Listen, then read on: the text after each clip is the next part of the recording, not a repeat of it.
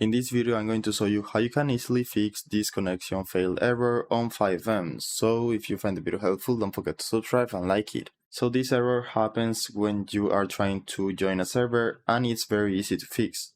So all you need to do is search for FiveM at the search bar right here and right click and then open file location. Once you are here, we are going to right click FiveM and click open file location again. And now you should find this folder called FiveM application data. So if you open it, you should find a lot of FiveM files and we are going to delete some of them. So firstly, just open the logs folder and delete all the logs right here. Then we are going to go back to the FiveM application data folder, click crosses and delete them. You can press Ctrl A to select all the files and then just right click and delete them. Then go back to the application data folder, click data and then cache, and we are going to delete the cache as well.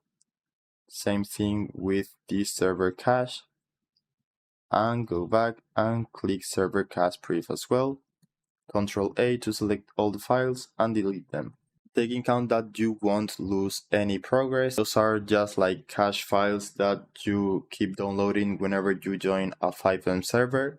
And with the time, you will probably be accumulating a lot of useless files and it takes a lot of space. So that's why you are experimenting errors, crashes, and other problems. So it's important that you remove them from time to time. As you can see, I have 14,000 files right here. So it's important to remove them from time to time.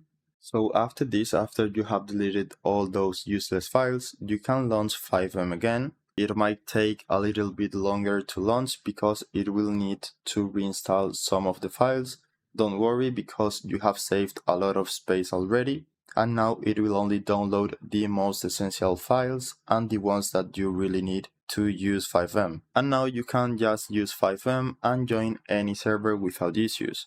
So this method has worked in all the cases I know, but if it didn't fix your error, you can try reinstalling FiveM or restarting your computer.